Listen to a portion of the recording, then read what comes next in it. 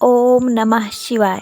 बोलिए उमापति शिव शंकर भगवान की जय।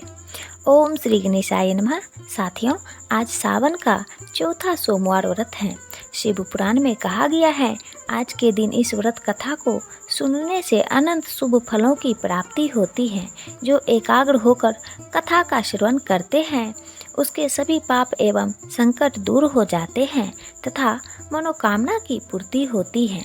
क्योंकि भगवान शिव को आशुतोष कहा जाता है, अर्थात तुरंत प्रसन्न होने वाले। इसलिए शिव पार्वती जी का ध्यान करते हुए कथा को पूरा सुने। कहते हैं, बीच में आधे पर ही छोड़ देते हैं तो यह भी पूर्व जन्मों के पाप का प्रभाव होता है। कथा को पूरा सुने। भगवान भोलेनाथ माता पार्वती आपकी मनोकामना अवश्य पूरी करेंगे। प्रेम से बोलिए शंकर भगवान की जय। सावन के सोमवार के दिन व्रत रखने का विशेष महत्व बताया गया है। आज सावन सोमवार का चौथा व्रत है और इस व्रत को करने से सभी मनोकामनाएं पूर्ण होती हैं और अपार सुख की प्राप्ति होती है। सावन सोमवार के व्रत को करने वाले भक्तों के लिए इस कथा का पाठ करना अनिवार्य है। ऐसी मान्यता है कि सावन सोमवार के व्रत में कथा का पाठ किए बिना व्रत का पूर्ण फल नहीं मिलता है। सावन का पवित्र महीना चल रहा है। 22 जुलाई को सावन माह का पहला सोमवार व्रत रखा गया था। सोमवार व्रत का सावन महीने में खास महत्व है। सावन सोमवार व्रत में भगवान भोलेनाथ और माता पार्वती की विशेष पूजा की जाती है। महिलाएं अपने परिवार की सुख समृद्धि की कामना के लिए सावन सोमवार व्रत करती हैं, जबकि अविवाहित युवतियां भोलेनाथ की विशेष पूजा करती हैं, जिससे वे एक अच्छा वर पा सके। हिंदू कैलेंडर में श्रावण महीने का बहुत महत्व है। यह महीना भगवान शिव को समर्पित है, क्योंकि यह मास उन्हें बहुत प्रिय है। यह महीना देवों के देव महादेव भगवान शिव को समर्पित है। धार्मिक मान्यता है कि इस महीने शिव जी की पूजा करने से उनका आशीर्वाद प्राप्त होता है। पुरुष और महिलाएं दोनों ही सावन सोमवार को व्रत रखकर भगवान शिव की पूजा करते हैं। इस बार सावन के 5 सोमवार पड़ रहे हैं। हिंदू धर्म में उपवास का बहुत धार्मिक महत्व है। पुराणों के अनुसार हर देवता को समर्पित एक कथा है, जिसे पढ़े बिना उपवास का महत्व समाप्त हो जाता है। सोमवार भगवान शिव को समर्पित हैं, इसलिए सावन के दौरान उपवास करना महत्वपूर्ण है। ऐसा माना जाता है कि सावन सोमवार व्रत में भगवान शिव की कथा पढ़ना और सुनना बहुत ही महत्वपूर्ण है, अन्यथा व्रत अधूरा रह सकता है। आज सावन सोमवार का दूसरा व्रत है और इस व्रत करने से सभी मनोकामनाएं पूर्ण होती हैं और अपार सुख की प्राप्ति होती है। सावन सोमवार के व्रत को करने वाले भक्तों के लिए इस कथा का पाठ करना अनिवार्य है। ऐसी मान्यता है कि सावन सोमवार के व्रत में कथा का पाठ किए बिना व्रत का पूर्ण फल नहीं मिलता है। अगर आप भी सावन के चौथे सोमवार के दिन व्रत रख रहे हैं तो इस दिन व्रत कथा को जरूर पढ़ें। एक बार मृत्यु लोक में महादेव जी पार्वती जी के साथ अमरावती नगरी में आए। राजा ने वहां एक भव्य और मनोरम शिव मंदिर बनाया, जो मन को शांत करता था। यात्रा के दौरान शिव पार्वती भी वहीं ठहर गए। पार्वती जी ने शिव जी से कहा, हे नाथ, आओ आज इसी स्थान पर चौपड़ पासे खेलें। इसके बाद खेल शुरू हुआ। भगवान शिव ने कहा कि इसमें मैं जीतूंगा। इस तरह वे आपस में बोलने लगे।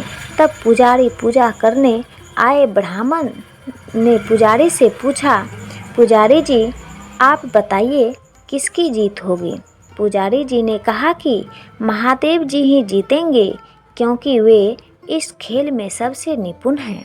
लेकिन पार्वती जी जीत गई।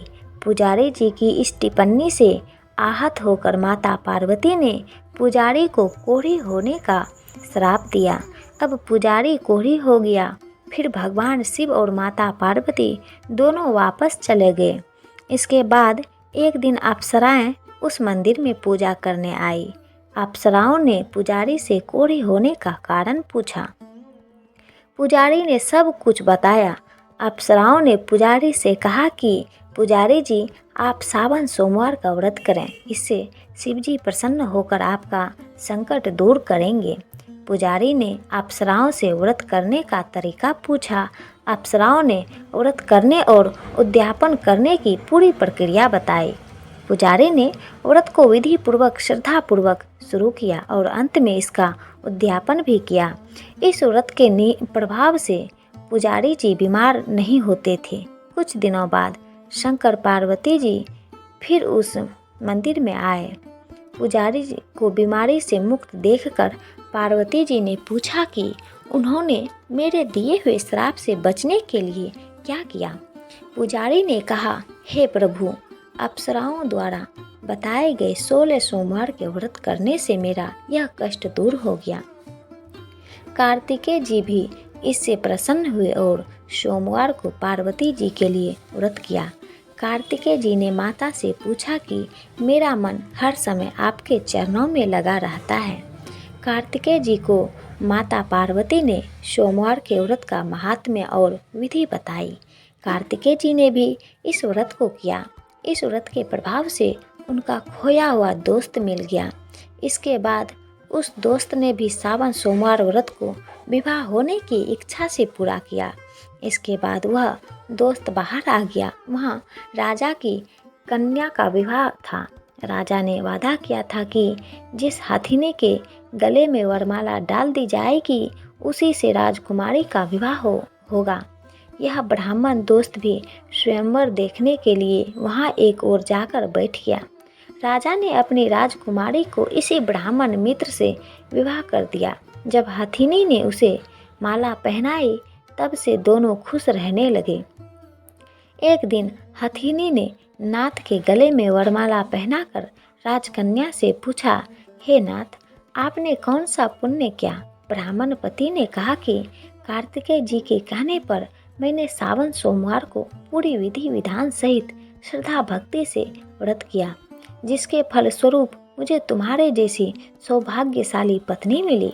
अब राजकन्या ने सत्य पुत्र पाने के लिए यह व्रत पूरा किया और उन्होंने सर्वगुण संपन्न पुत्र प्राप्त किया। जब वह बड़ा हो गया तो उस पुत्र ने भी राज्य पाने की इच्छा से सावन सोमवार का व्रत लिया। राजा के देवलोक होने पर भी इस ब्राह्मण पुत्र को राजगद्दी मिली, फिर भी वह इस व्रत को करता रहा। एक दिन उसने अपनी पत्नी से पूजा सामग्री शिवालय ले चलने को कहा, लेकिन उसने अपनी दासियों को भेजा। राजा ने पूजन पूरा करने के बाद आकाशवाणी सुनी कि अगर वह इस पत्नी को नहीं त्यागता तो उसे राजपाट से हाथ धोना पड़ेगा। दूतों ने राजा को आश्रम में रानी को देखकर बताया। तब राजा वहां गया और गुसाई जी से कहा कि यह मेरी पत्नी है महाराज, मैंने इसे छोड़ दिया था, कृपया इसे मेरे साथ चलने की कृपा करें। शिवजी की कृपा से वे हर वर्ष सावन सोमवार का व्रत करते हुए खुश रहने लगे और अंत में दोनों को मोक्ष की प्राप्ति हुई। इस प्रकार जो व्यक्ति सावन में सोमवार के व्रत को श्रद्धापूर्वक करता है, भगवान शिव की कृपा उसी सभी मनोकामनाएं पूरी हो जाती हैं और उसे मोक्ष की प्राप्ति होती है। इस कथा को सुनने या पढ़ने के बाद ओम जय शिव ओमकारा की आरती करें। साथियों, हमारी ये छोटी सी प्रयास आप सबको यदि अच्छा लगा हो तो प्लीज़ संपूर्ण भक्ति सागर चैनल को सब्सक्राइब कर लीजिए, वीडियो को लाइक कीजिए, ज़्यादा से ज़्यादा शेयर कीजिए, कमेंट बॉक्स में हर हर महादेव ज़रूर लिखें। आप अपना प्यार और समर्थन इसी प्रकार बनाए रखें। आपका बहुत बहुत